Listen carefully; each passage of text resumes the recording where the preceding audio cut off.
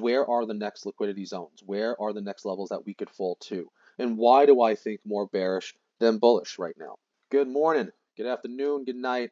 Welcome back. Welcome to, my name is Joe Josh. I go by iChart Daily on this beautiful metaverse.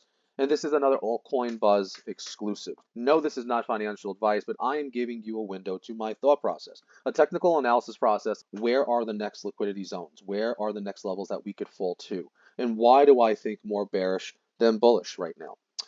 We'll be going over Bitcoin, and I'll go over quickly XRP, Ethereum, and Solana, so stay tuned till the end of the video. So, first things first, why am I leaning more bearish than bullish? Well, number one, I trust charts over people. When I see certain things playing out that have played out in the past, I tend to lead with trends over what people's opinions are.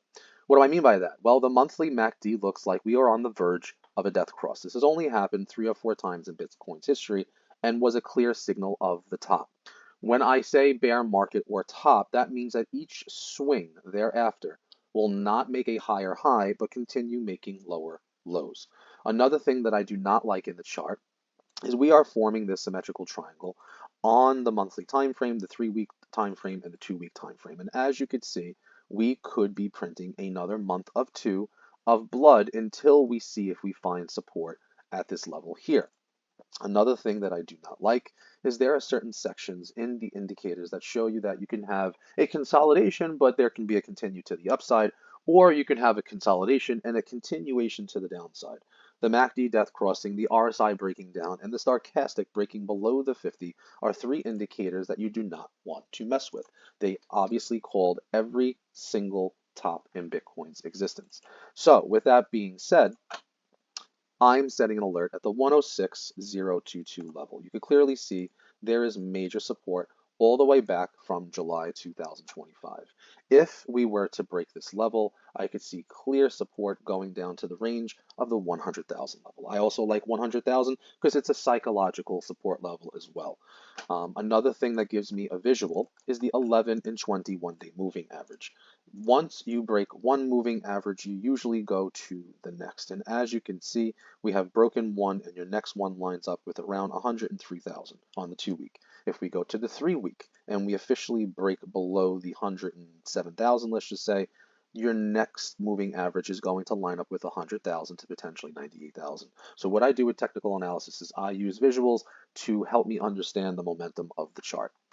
So with that being said, how do we know this happens? Well, you can set an alert on your MACD. You would go to your MACD, crossing your MACD signal, create alert. You can also set an alert on the price target as well. I would set an alert, like I said, right below the wicks here around the 106,670. When do I think this happens? Well, I am watching the monthly chart. We have 1 day, 8 hours until the next candle prints at the time that I am making this video. So I need to see how the November candle opens, and then I'll have a clearer understanding. But as of right now, it does not look great.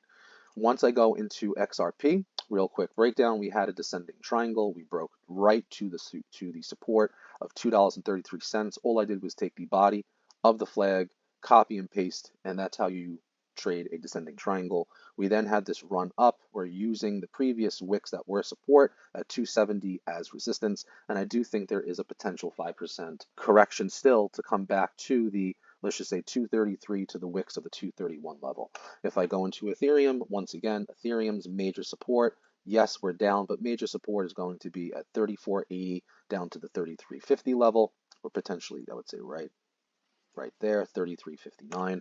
And if I was to zoom into Solana, I think could still bleed another 7%, fill these wicks, and head back down to the 176 to 173 level. I want to end the video with this. A lot of these coins do look like they have a correction on the horizon. A lot of the coins will, after the correction, have dead cat bounces. The thing that scares me is the longer time frames are showing that we are potentially going to have a way larger correction on the horizon. So yes, in this video, these are the next price targets, but these are not bear market lows. Just want to make sure I verify that. Love you guys. Appreciate the support. If you'd like me to go over other coins and where they potentially could bleed to, leave it in the comment section. I will get to everyone. Enjoy the day and happy charting.